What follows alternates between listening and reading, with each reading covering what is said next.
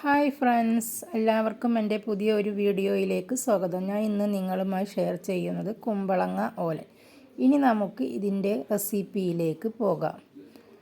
ഇനി ഒരു പാൻ വെച്ചതിന് ശേഷം നമുക്കിതിലേക്ക് 250 ഗ്രാം കുമ്പളങ്ങ അരിഞ്ഞത് ചേർത്ത് കൊടുക്കാം.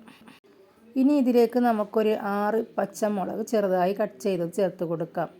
അരമുറി തേങ്ങ ചിരകി അതിൻ്റെ രണ്ടാം പാലാണ് ഞാനിവിടെ ഒഴിച്ചു കൊടുത്തിരിക്കുന്നത്. ഇതിലേക്ക് നമുക്കൊരു 1/4 ടീസ്പൂൺ ഉപ്പ് കൂടി ചേർത്ത് നമുക്കൊരു അരമണിക്കൂർ വേവിക്കാം.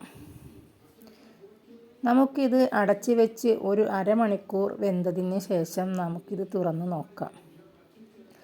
രണ്ടാം പാൽ വറ്റി വന്നിട്ടില്ല. ഒരു 5 മിനിറ്റ് കൂടി വേണ്ടി വരും ഇതൊന്ന് വറ്റി വരാൻ. അപ്പോൾ നമുക്കിതൊന്ന് ഇളക്കി കൊടുത്തതിന് ശേഷം വീണ്ടും നമുക്കിത് അടച്ച് വെച്ച് 5 മിനിറ്റ് വേവിക്കാം. ഇനി നമുക്ക് മൂടി ഒന്ന് തുറന്ന് നോക്കാം.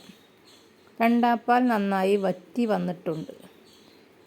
ഇനി നമുക്ക് ഒന്നാം പാൽ, നല്ല കട്ടിയുള്ള ഒന്നാം പാൽ നമുക്കിതിലേക്ക് ഒഴിച്ചു കൊടുക്കാം.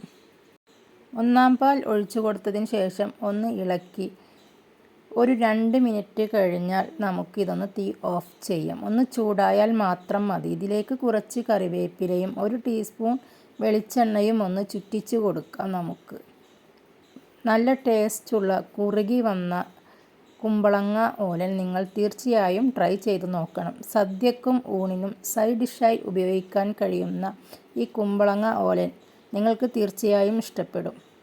നിങ്ങൾ ആദ്യമായിട്ടാണ് എൻ്റെ ചാനൽ കാണുന്നതെങ്കിൽ പ്ലീസ് സബ്സ്ക്രൈബ് ചെയ്യണേ, ലൈക്ക് ചെയ്യണേ, കമൻറ്റ് ചെയ്യണേ, ഷെയർ ചെയ്യണേ. Okay, bye bye.